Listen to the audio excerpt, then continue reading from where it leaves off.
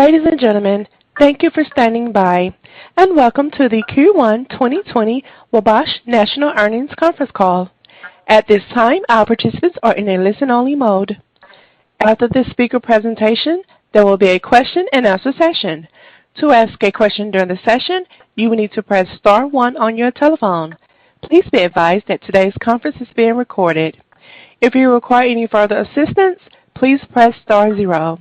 I would now like to hand the conference over to your speaker today, Ryan Reed, Director of Investor Relations. Thank you. Please go ahead, sir. Thank you, Felicia.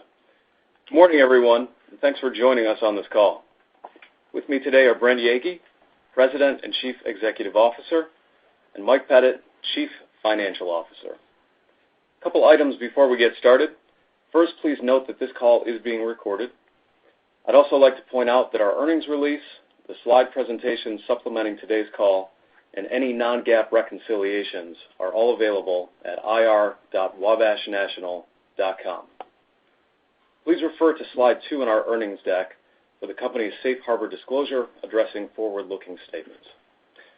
I'll now hand it over to Brent and ask that you please refer to slide 3. Thanks, Ryan. Good morning, everybody, and thank you for joining us today. Let me begin by saying that we hope you and your families are healthy and that each of you have found a way to better connect with those you love. The world has changed at a remarkable pace since our Q4 earnings call, and we have a lot of topics to get everyone up to speed on with regard to the current environment, the state of our strong liquidity position, current customer sentiment, and our supply chain stability.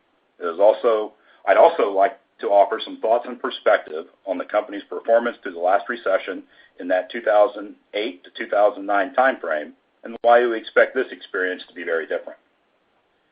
However, before we get into those details, I'd like to start by sharing the steps we're taking to safeguard the health, wellness, and safety of our people. As we are an essential business, we have continued to operate from the onset of this pandemic. Wabash products and services enable our customers to transport critical goods, whether it's tank trailers hauling feedstocks to pharmaceutical processors, refrigerated trailers transporting fresh food to groceries, or our truck bodies completing the last leg of a journey and delivering goods to the home. We've been part of assuring the vital supplies and basic needs have been met, which has allowed people to stay home more comfortably and social distance more effectively. We've initiated a company-wide business continuity effort that has been helping us navigate through this extraordinary time with agility and speed. In addition, we've made organizational changes throughout our company to facilitate bringing fast and deliberate decisions to action as we act on and within the business to best manage this dynamic landscape. We have made frequent, candid, and empathetic communication with all of our employees, customers, and suppliers a top priority as we put plans in place around the current and anticipated disruption to the economy, our supply chain and general work practices, as well as work to proactively manage the situation. We have adopted and implemented best practices gathered by the World Health Organization, Centers for Disease Control, and other respected sources of scientific fact to safeguard our people and our workplaces. In addition, we have been in close contact with the states and municipalities where we operate to assure we are in alignment and supportive of local measures. In our manufacturing facilities and offices, we've implemented working under standard social distancing protocols as a process that we need to embrace in the event that this standard of care must be in place for longer than any of us would like to imagine. We are implementing smart, effective, and risk-based control measures that are sustainable and productive, some of which are facility changes to reshape the physical manufacturing and office environments, wide-reaching use of work-from-home or telecommuting tools, use of employee symptom pre-screening tools, modification of common areas such as break rooms, cafeterias, and other employee gathering areas, physical barriers, proper and effective use of personal protective equipment, and administrative procedures such as enhanced/modified travel protocols and visitor procedures. I'd like to take the opportunity to thank all of our employees for their dedication through these unprecedented times. I've been extremely proud of how our employees have reacted to and embraced the changes that have allowed us to adapt our business to the current environment. Essential business or not, people are in different places in regard to their home situation, personal health, the health of those around them, as well as their own respective fear and anxiety regarding the risk of contracting this virus. By and large, our people have been responsible, open-minded, and supportive of our efforts to remain open and constructive during the past 60 days. Our culture is what makes it special to be part of Wabash National, and I am always humbled by it. Let's move on to an update on the customer and supplier landscape. As an essential business, we've been able to maintain business continuity with our modifications in place. However, we have not been immune to supply-related disruptions caused by intermittent COVID-related issues, as well as state government pandemic response actions. Supplier impacts have been mitigated by agile supply chain actions taken as a result of changes made to manage the last 3 years of peak product consumption, supplier capacity limitations, and tariff-related impacts, and speaks to the sustainability of those supply chain actions. We have also managed through supply chain issues by holding increased inventory at some at-risk inputs, identified as part of our supplier risk management process. An area of risk that remains that we're watching is in regard to truck chassis in support of our truck body manufacturing process. All major producers of truck chassis have implemented hard and relatively extended shutdowns in response to the COVID crisis. While we may expect chassis production to reopen in the near future, the full impact of the supply chain is still being worked through. Overall, our supply base has weathered the storm well, and at this time, we do not see significant liquidity or solvency risk within our supply base as a result of shutdowns or reduced market demand. In terms of our customers, they've done an admirable job keeping the flow of essential goods moving in a challenging environment. Generally, they've gone from extremely busy as consumers stockpiled prior to stay-at-home orders to experiencing a considerable market softening with non-essential business closures. They are now gearing up to handle increased volumes as states begin to open up again. While customers are managing their capital outlays closely at the moment, I think there is also an appreciation for wanting to maintain average equipment ages at reasonable levels to ensure efficiency, attract driver talent, and avoid a situation down the road that we saw in 2018 and 19 where some customers could not get equipment as they manage their capital needs. We are also finding, as we expected, customers within our strategically managed customer portfolio have been relatively resilient as compared to their peers. We can observe that in their Q1 earnings, internal pandemic response efforts, and through our overall backlog stability. Moving to Wabash's financial results for the quarter, I'd like to split my comments between two distinct phases, which is January and February together, and March specifically. The first 2 months of the quarter were relatively in line with our expectations, as our operating cadence was certainly similar to normal historical performance during these months. Specifically for commercial trailer products, March tends to be the most significant month from a revenue and income perspective during the first quarter. And just as a quick refresher on revenue recognition, we recognize revenue when products move off our lot. In the case of trailers, pickups are typically heavy in March, a period this year that coincided with carriers being busy as freight activity received an unusual boost from pre-shutdown purchase behavior. So even though production was in line with our expectations, customer pickups were not. This resulted in a revenue shortfall for commercial trailer products during the first quarter. As we discussed on our last earnings call, Final Mile Products was expected to see an operating loss during the first quarter. Due to weaker than anticipated customer pickups, coupled with the initial impact on operations of COVID-19, the loss in the quarter exceeded our initial expectations. Diversified Products' quarterly performance was only lightly impacted by COVID-19 related production or customer complications. As such, revenue and operating income were near our expectations for the quarter. Let's move on to customer orders and backlog. As reports have shown, backlogs have come down throughout the industry as production has outpaced new orders since year-end 2019.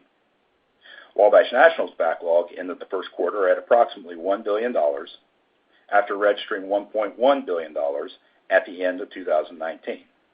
This is much less than the 20% decline that is seen in the broader industry over the same time period. We feel very good about these industry figures as they continue to imply our share position. We have previously mentioned we continue to believe that the customer conditioning that our portfolio executed over the past decade has and will continue to dampen the level of volatility that we've historically seen with our commercial trailer products reporting segment. I will now move on to broader actions taken and look to the future. Along with the well-being of our employees, we are focused on protecting the financial well-being of our company during these extraordinary times. We have taken rapid action to right-size our cost structure for the current environment. Understand that Wabash National has really been reacting to the pandemic in only the last 60 days, and those actions that we take will be seen in future periods. We have eliminated essentially all travel, implemented a freeze on all non-essential spending across the company, only moving ahead on operating and capital spending that is viewed as critical and customer supportive. We have ceased all hiring, cut expenses on outside resources, implemented furloughs and headcount reductions. It is always difficult to part with team members who have devoted themselves to the betterment of our organization. But it is our obligation as stewards of the company to ensure not only its near-term liquidity, but also best position the company for overall stability, as well as the creation of longer-term customer and shareholder value. We recognize that this is a period of shared sacrifice, and as such, myself and my team have taken voluntary salary reductions. Additionally, variable compensation for salaried employees will be reduced and potentially eliminated if we do not meet targeted performance metrics that were set out at the beginning of the year.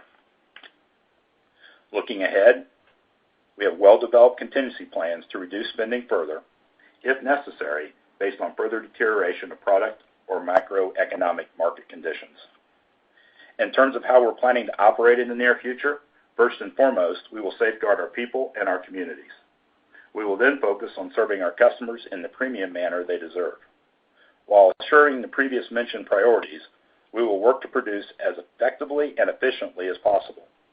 We're in a very dynamic period of change and evaluation of how best to go forward, balancing customer responsiveness now with efficient operations, while looking to understand future operating needs. From a manufacturing perspective, furloughs are one tool that we have already used and will continue to evaluate to allow us to produce efficiently while up and running, and then minimize our cost as much as possible during downtime. Our intent is to maximize efficiency while assuring ongoing stability for the customer. Finally, I'd like to express my continued confidence in the future. We've been preparing for several years for an eventual downturn in our end markets. And while no one expected the downturn to look like our world does now, the actions that we have taken to strengthen our balance sheet and ensure excess liquidity have proven extremely important. Although not all of my leadership team was at Wabash National to learn from the company's experience during the Great Recession like I was, the diverse perspectives that we bring from other companies and other sectors have been additive to our approach to managing through this current situation. Our board of directors has also been extremely helpful through this time in devoting their expertise to helping us think through our approach to both short-term and longer-term initiatives. We are fortunate at all levels of our organization. This is not our folks' first time at the dance, and our collective experience at managing through a market downturn, regardless of cause, is deep.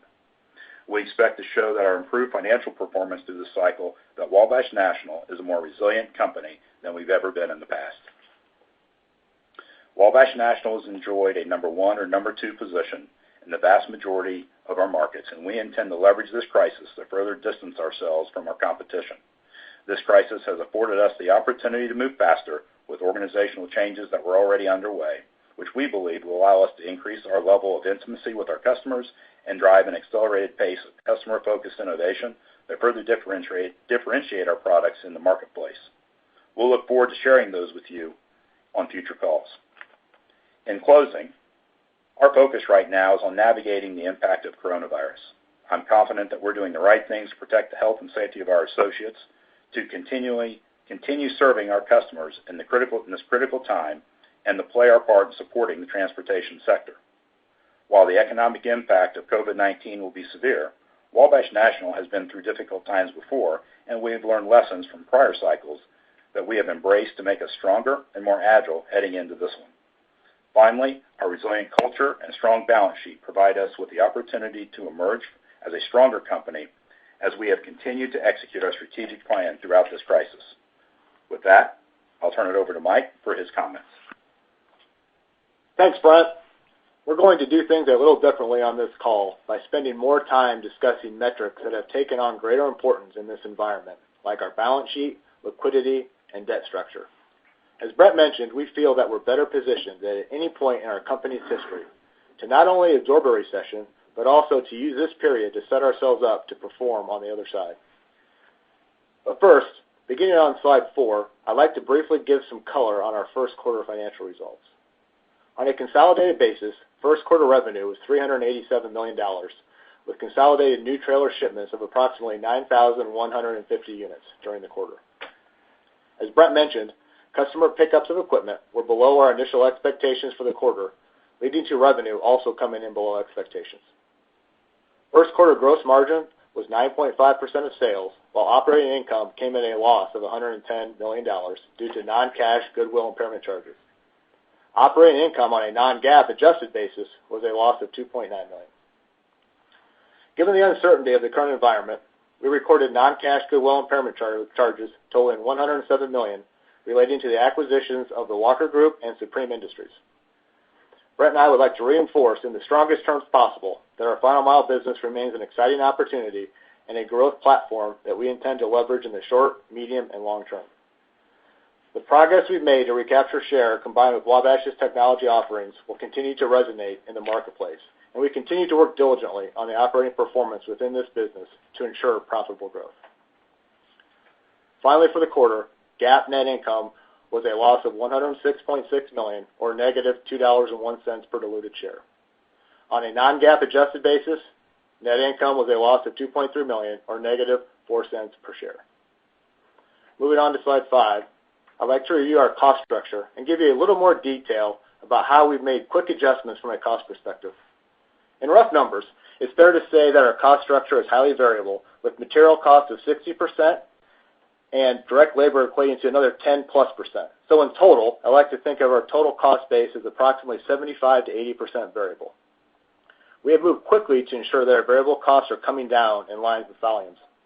Additionally, we have temporarily but significantly reduced fixed costs in the second quarter by executing a 2-week company-wide furlough that incorporated 90% of all salary employees. We plan to handle the near-term market disruptions with furloughs and downtime as we continue to work to permanently lower costs. We will give an update on some of these plans at the second quarter call. We are also heavily scrutinizing and anticipating cutting most discretionary, non-essential expenditures in the short term. In addition, executive officers took voluntary salary cuts, as Brent mentioned. We have a significant amount of our incentive-based pay that is tied to financial performance metrics like operating income and free cash flow, and these act as a relief valve by significantly reducing depending on financial performance.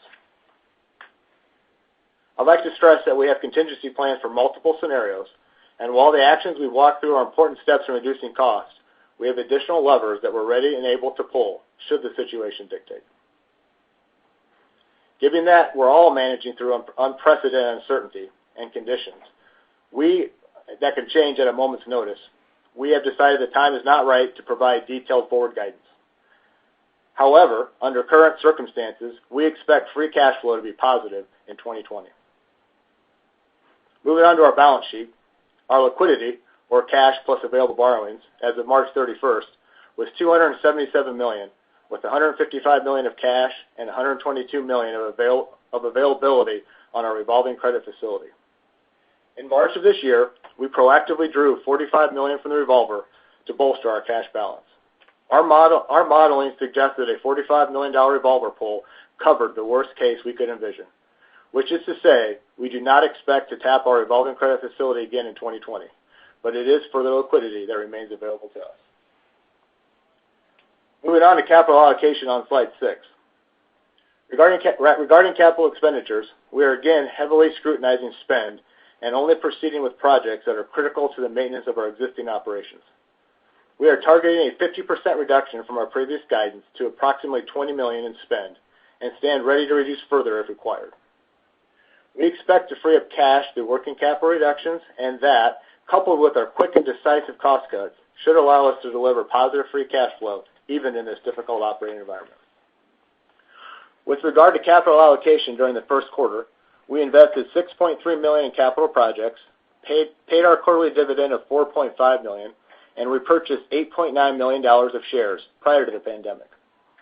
For the near term, our approach to capital allocation centers around preservation of cash.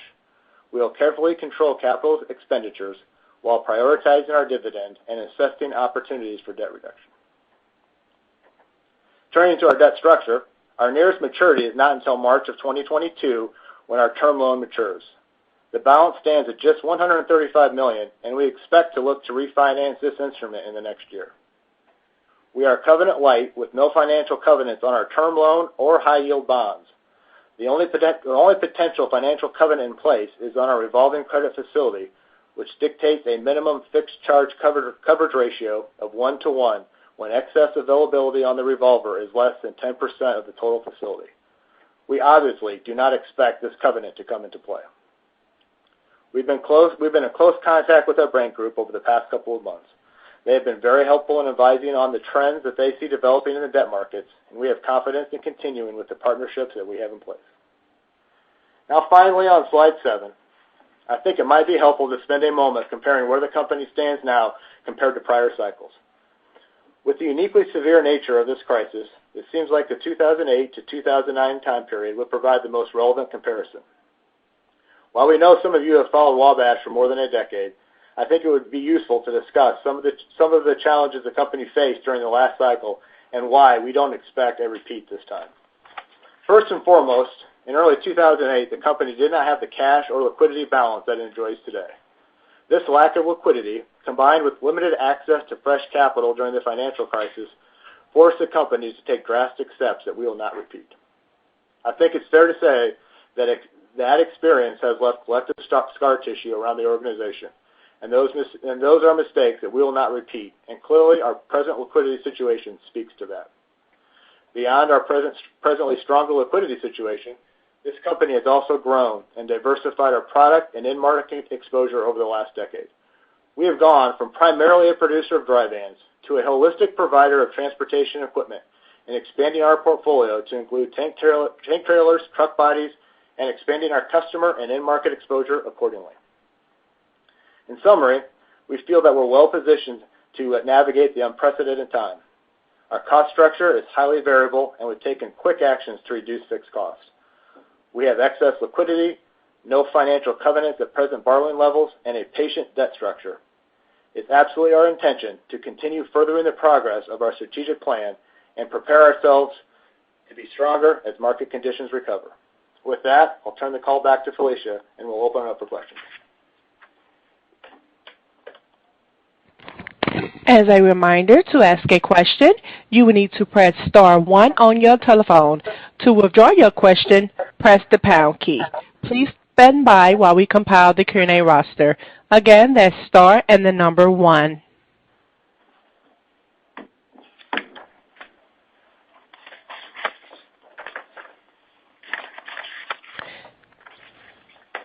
And your first question comes from Justin Long from Stephens. Good morning, everyone. Morning, Justin. So it was good to hear that you expect to remain free cash flow positive this year. As we think about that outlook, could you talk about what you're assuming for the working capital tailwind in 2020? Just curious how much you can adjust there. And then also, as you made that comment that you feel like the revolver pull of $45 million could cover a worst-case scenario, is there a way for us to kind of think about what that worst-case scenario looks like from a trailer production perspective or any other way you want to frame that up? Sure. I'll start with that one first. When you look at the timing when we pulled it back in March, it was an era of pretty high uncertainty. So we looked at a second quarter pullback that would have been far greater than 50% drop year over year in revenue. At that point in time in March, we weren't sure what the reactions from the economy or the industry would be. So we modeled something that was greater than 50% pullback in revenue as our worst case scenario. In terms of free cash flow and the working capital, we feel that a number in the 25 to 30 to 40 million range is highly possible. Again, it would be dependent on how much revenue were to contract. So those obviously are connected, but we have already seen some nice efficiency in our working capital based on some inventory reductions. So it's somewhere in that ballpark. We think we could reduce working capital, help our free cash flow position. Okay, that's really helpful. And obviously the outlook's really uncertain here, and we're all kind of running different scenarios in terms of the top line and what it could look like. But, as you think about all the cost cuts that you're implementing, and it sounds like you're taking a pretty aggressive approach there, is there a way we could be thinking about decremental margins for the business? Do you have a specific target in mind? And maybe you could talk about decremental margins across the different segments and how that might vary. I would say as a total, what we saw in Q1 was something that we would feel pretty comfortable with going forward. As it relates to the segments, we're looking at it more in total. But I would say that the 20%, 15 to 20%, high teens, I believe, was kind of a good range that we're trying to manage within, and that's because we're able to do that because we are actively going after the fixed cost reductions along with the variable cost. I think there's 2 points in there that when people look at us, I think they sometimes overestimate the level of fixed costs. We have a pretty variable fixed cost structure. Pretty high variable cost structure. So we're able to reduce variable costs with volume, and we are also taking some pretty quick action to move down fixed costs, which allows us to keep those decrementals in that just under 20% range. Yeah, and I would add to that just from a relative preparedness for this unseen, we'll call it environmental reality. Remember that when we think about our history with the 08-09 recession, the pre-planning that we've done, we had a pretty solid variable cost, we'll call it book of actions, that we already knew what we would pull, how we would pull, and the degree at which we would pull them on various market conditions. So we were able to move relatively fast in that late March and into April timeframe. On the fixed cost basis, we've been talking about the restructuring of the company really for the last year. Those were active evaluations and work streams that were in a way in place prior to the COVID-related crisis. All we've done at this point is accentuate and accelerate those as we move the business forward. So that's why we feel good in how we'll be able to manage those decrementals going forward. We're not starting from a dead stop in our thinking like many companies will be. Makes sense. And just last one on Final Mile. I was a little bit surprised by the impairment charge. So I was wondering if you could just give a little bit more color on that and maybe say how much of that is related to COVID and this downturn versus other adjustments that would have happened regardless of this downturn. And then just thinking about that Final Mile business longer term, do you still feel like the financial framework in terms of the top line opportunity and margin opportunity is intact? Or, structurally, should we be thinking about something lower than what you've talked about historically? Yeah, so the goodwill impairment, when you have a market disruption like we had in Q1, it forces us to relook at all our modeling on goodwill. Usually you would do that heading into the end of the year. So with the stock price pullback that we saw in the quarter and then just the overall market conditions, it forced us to do another quantitative look. And I'll tell you that the major change in our modeling of the Final Mile business was the near-term cash flows, which, as you know, in a cash flow model, those have the highest impact. So it was really a 2020, 2021 look. Given the environment that we're in, we believe it would have significantly lower cash contribution from Final Mile in 2020 and 2021 than what we would have modeled in Q4, let's call it. That said, nothing really changed about our long-term outlook in that business. So we believe that business returns to the same level of long-term growth, cash generation, and profitable growth that we had modeled at time of acquisition and at earlier points when we were modeling the goodwill analysis. So we don't think it changes the future outlook of the business, but there's definitely a short-term disruption based on the COVID. Yeah, and I'll add to that, and I want to echo the fact that we're not retreating in any way, shape, or form from the long-term strategic impact that F&P will have for us, both top line and margin performance. We are dealing with an unfortunate and unplanned environmental condition with COVID that has had a larger impact on F&P than we would have planned for, if you can plan for such a thing. We were seeing, and we've talked about knowing what was impacting the variable cost basis of that business in Q4. We understood how it was going to impact in Q1. We guided to it, and we saw incremental improvement on a month-to-month basis in that variable cost structure as we moved through. So for what we control, we're acting on it. Unfortunately, that gets washed through when you have something as significant as a 40% top-line reduction that's caused by a myriad of COVID-related issues. I'll give you one example. Being unable to ship into New York and most of the East Coast because of severe shutdowns and fear of contracting the virus, and that is something that has been worked through over the last 45 to 60 days. That's not in someone's game plan in terms of how you're going to manage your guide to a given quarter. Makes sense. Appreciate all the time today. Hope you guys stay safe. Thank you. Thanks, Justin. And your next question comes from Joel Tiss from BMO. Hey guys, how's it going? Hey, Joel. Good. I know you don't want to give us any guidance, but somebody always has to ask the mandatory question. If you could give us a little bit of color of what, how April and maybe the first week of May started, just if kind of some other companies have kind of hinted that, week by week since the beginning of March or whatever, things have gotten a little bit better or things are kind of stabilizing or just anything you can help us with there. Sure. I'll give you kind of a round the horn view, some macro, some micro, right? So one thing we talked about was that we furloughed the 90% of our salaried workforce and all of our hourly workforce effectively for 2 weeks in April to manage just overall cash spend. What we were able to experience during that period was when those employees came back to work, was a healthy, engaged, and productive workforce coming right out of the chute. And that speaks to the resiliency of Wabash National. I think that's something that we're using, and I'd like to express to everyone on the call, that should give some level of forward-looking stability for the company from an operational standpoint. Our operations were not impacted in the month of April from what I would call a mandatory shutdown basis in any way, shape, or form, in any material manner, and we were able to weather through without significant impact on it from a supplier basis. And we see that rolling into May as well. So the operating front looks good.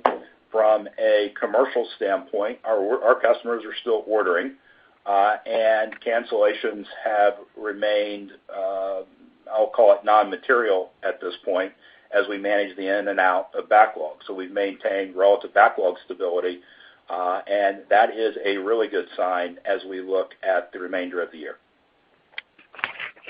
Well, that's great. And then you gave just a little hint, and I wonder if you could spend another minute on, what you're hearing from your customers in terms of, holding on to their orders. I'm sure they're doing the same things as you guys, trying to cut as much outside spending as they can, or, any color about when they plan to pick up the trailers, those sorts of things. Thank you. Yeah, well, I would say you have similar access that we have. We can see it in the earnings calls with some of our largest customers of how they plan to maintain capital spending, specifically on trailers, as they look to manage fleet age and operating costs per mile throughout the rest of the year. And what I just as we have learned how to manage through a downturn, they have as well, and they don't want to get on the wrong side of an average age per trailer as they did coming out of the 2008, 2009 time period. And as we tend to sell to the most sophisticated and well-capitalized customers in the industry, with that comes a level of sophistication that they're using today and how they manage their assets. We've specifically structured our portfolio to leverage that going into a time just as we're in today. When we talk to them on a one-on-one basis, they echo that, and we can see that in the context of the level of cancellation that we have seen primarily in our indirect channel, not in our large customers, as well as we have not seen significant push-outs in trailers or other Wabash National equipment across all of our segments. So not only has overall backlog stayed stable, but we've seen a stability in the we'll call uptake and sequence of product as well, and their intent, which signals their intent that they need, will pick up. I will say pick up the actual measurement of when they'll pick up it's complicated by the nature of the time we're in, but ultimately we're a build-to-order company. They want their product. They want it scheduled when they scheduled it. It will get picked up. Yeah, I think it also the diversity of our customer base. We have customers that this has been a very busy time for them. A liquid tank food grade hauler or a refrigerated trailer or truck body customer may have more demand than they've ever had. So it's a very diverse customer. Mm-hmm. Okay, and last one, maybe it's a little bit unfair, but can you see any signs of distress in any of your competitors or any chance to sort of consolidate the industry a little bit? You know, I know it's not really the time to think about those kinds of things, but just anything that would give you a little bit of a tactical advantage, you know, a year from now. Thank you, and then I'm done. Yeah, I'm not going to speculate on, we'll call it acquisition roll-up or consolidation activity. That's too early to talk about. What I will say is I think something that we take into consideration is that we have been very dynamic and planful in the way that we manage our sales and operations planning process, coupled with how we've derived our customer portfolio. You can see it in our backlog. And we were taking variable cost actions and right-sizing our business in the fourth quarter for what we intended the initial backlog and demand pull to be. We've further done that. I would say, based on our backlog, our capacity changes are effectively done. I believe a portion, and I won't speculate on the size, but a portion of our competitors will still go through capacity right-sizing as they move into the midsummer period. I think that may put us in a very competitive situation in being able to respond to what demand could be in the fourth quarter, as well as moving into 2021. It gives us a much more responsive footprint depending on what the world gives us, and that's something that we're looking to enable so that we're at a higher level of competitive advantage to react to what our customers' needs are. That's awesome. Thank you. Thanks, Joel. Your next question comes from Ryan Sigdahl from Craig-Hallum Capital Group. Good morning, guys. Good morning, Ryan. So first off, on CTP and BPG gross margins held up well despite a challenging environment, but negative gross margins in Final Mile was certainly surprising to us, the magnitude there. I guess why the outsized pressure, and then how do you think about those margins trending throughout the rest of the year? For FMP, I would say the reason why they came in maybe more negatively than expected was because, as Brent mentioned, we were seeing improvement through the first quarter. We knew the first quarter was going to be challenging, and we talked about that in the Q4 call. And as we were seeing some of our operational improvement, hours per unit and productivity move in the right direction, it came right at the heels of us hitting March and hitting the pandemic and some of the slowdown. And also the revenue pulled back because of that, and some of the comments that Brent mentioned, pickups and shipments became difficult. So the lower revenue base with the absorption and the improvement that stalled out based on the pandemic really caused those margins to be a little bit worse. We would expect the improvement to continue into Q2, but the slowdown in the first quarter due to COVID is really what caused those to be worse than what we expected. Yeah, I think you have to, when you think about a 40% revenue decline that was predominantly occurring in that early February and into the March timeframe, you have to really look at how product is moved off our lots. And the vast majority of our product is customer pickup or customer arranged. When in the truck body world, we're significantly moving product into urban centers that are disproportionately impacted by municipal restrictions. They were significantly more impacted by literal COVID risk. Populations were impacted. People were distracted. Businesses were distracted. Picking up truck bodies were probably not high on individuals' list during that specific period of time, let alone physical / I'll call it institutional barriers with getting product into these urban centers as well for the products that we sell specifically and the customers that we're moving to. You also think about non-essential businesses that were shut down. In many cases, the dealer outlets for final mile related products were shut down or had skeleton crews. So their ability to manage the literal logistics of moving truck bodies were significantly impacted. Those are businesses that really only through roughly the second or third week of April were really encumbered. Those are beginning to loosen up now as we move into the reopening phase for state and local government.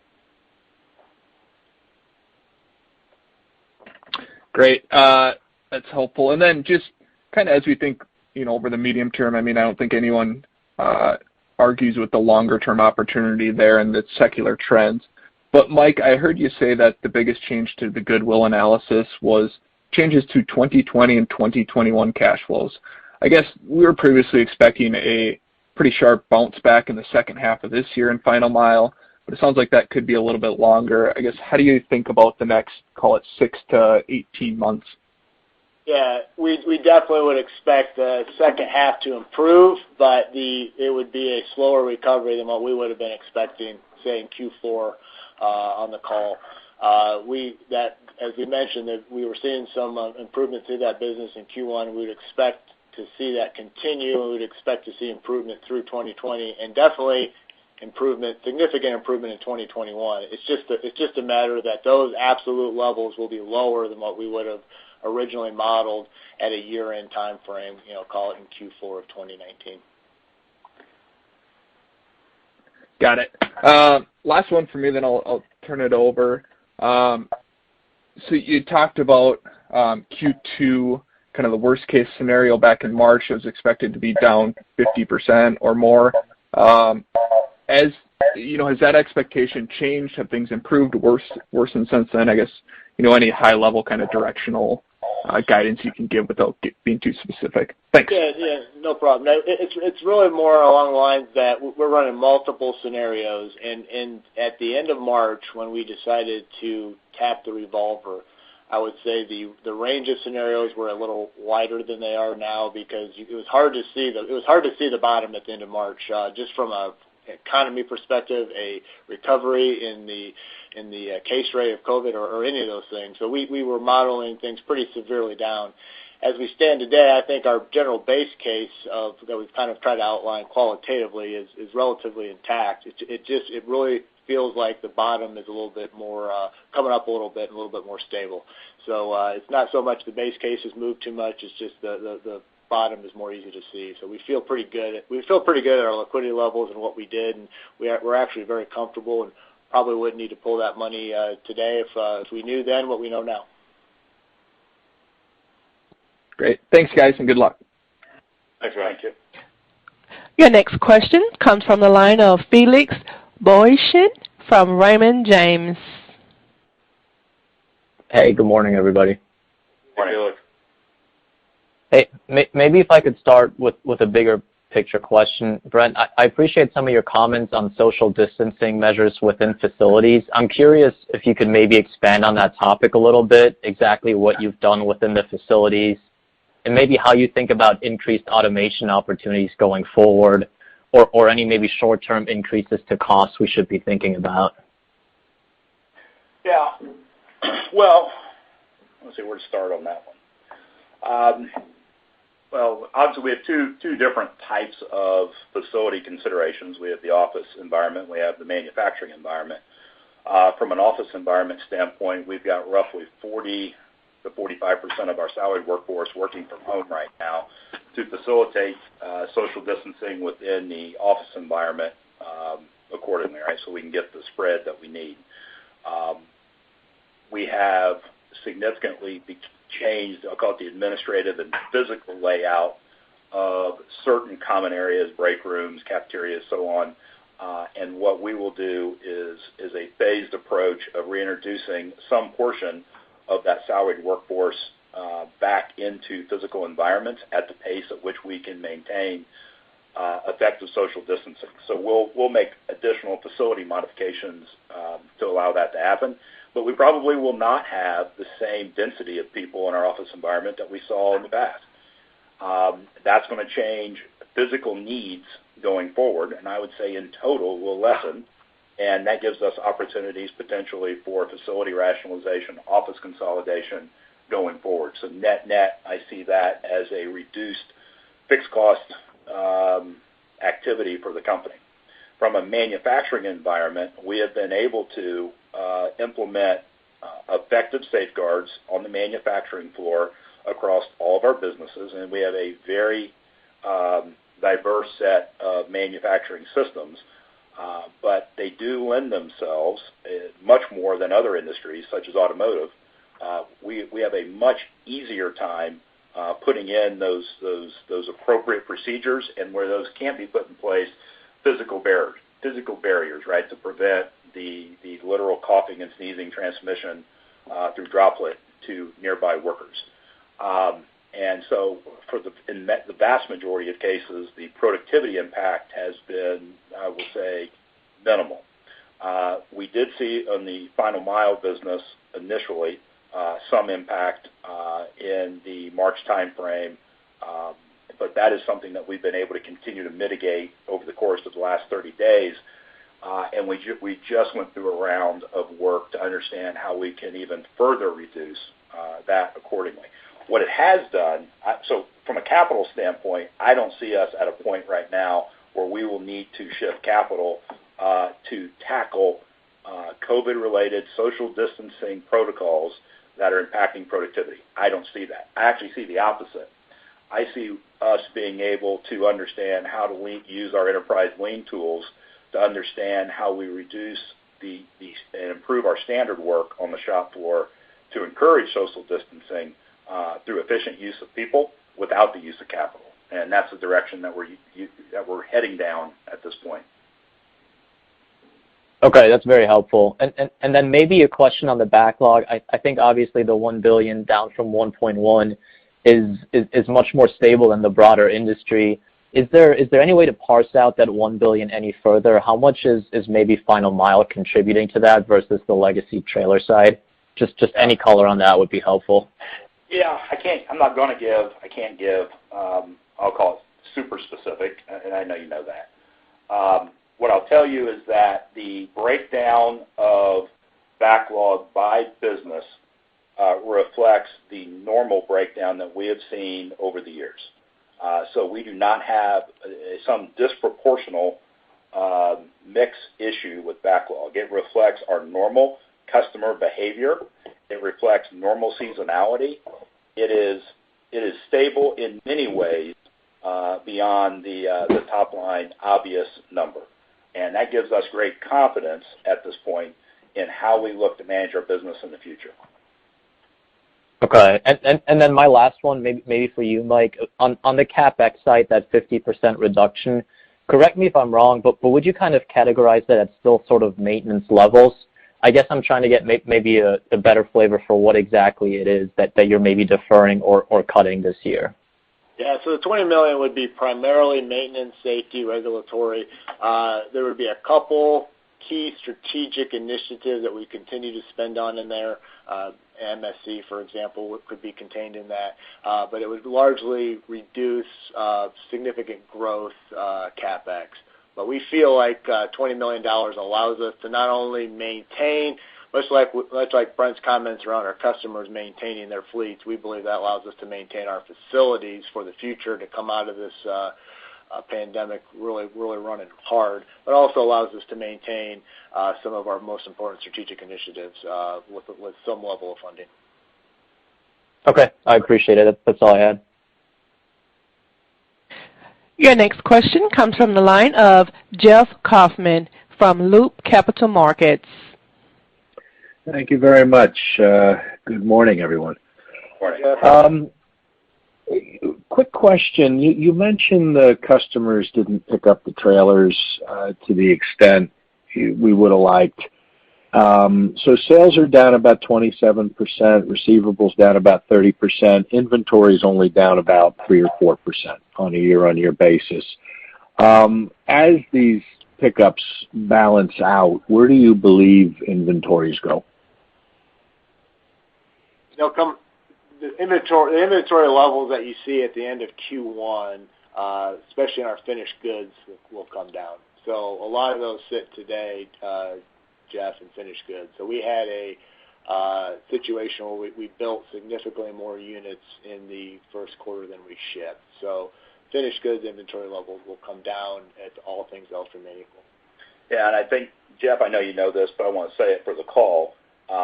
The way that when you look at the characteristics of our finished goods, again, we're a build-to-order business. We invoice upon finish. We recognize revenue upon moving off our lot. In many cases, we have been paid for, the units have been paid for prior to recognizing that revenue, and I don't want anyone to have a misconception that these are speculative in any way. Effectively, every unit in finished goods is expected to ship. It's just a matter of timing. Yeah, and it's important to note we watched the receipt. As Brent mentioned, we watched the receivables closely because there's scenarios where we regularly will get paid for units that are still here on Wabash property. So we can't recognize the revenue on it, but we'll actually have the cash. And our cash flow has been really, really positive even through the early parts of Q2. And part of that is because while customers aren't always picking up in a timely manner, they are paying in a timely manner. Well, I think if you couple paying in a timely manner with pressure on making those units still available. Our customers are still calling every day wanting to make sure those units are available. They're paying effectively on time. They're not extending terms, as well as they continue to make logistics plans to pick up those trailers. Everything still boxes that need is out there. All right. So if I think about, to your point on the free cash, as we convert a lot of this finished goods inventory into revenue, that's going to help free cash flow. How should I think about where you want to position your inventories in this environment? I mean, if sales are down 30%, is it reasonable for me to assume, and I'm not asking you for a forecast, more how you think about inventory positioning, we should, in theory, see inventories down about that much over time?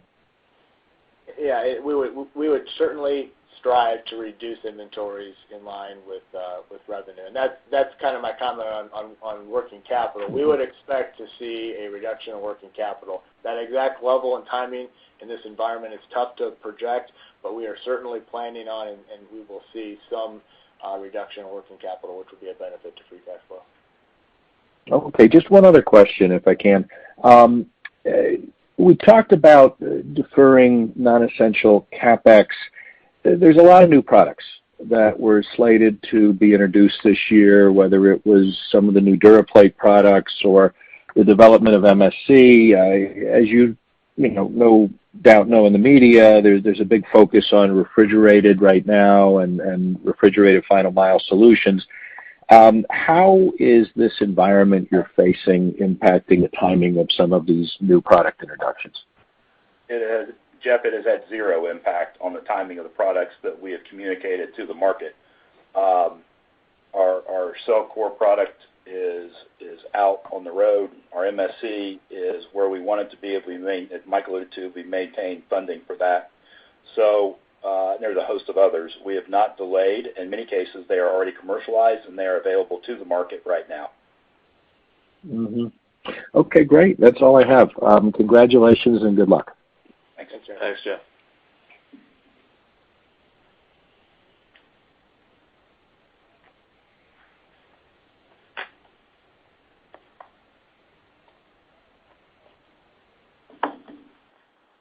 Well, seeing as how that's all of our analysts who have asked I would now like to hand it.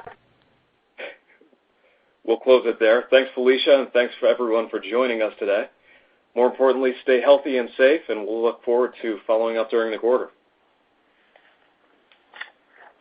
Thank you. Ladies and gentlemen, this concludes today's conference call. Thank you for participating. You may now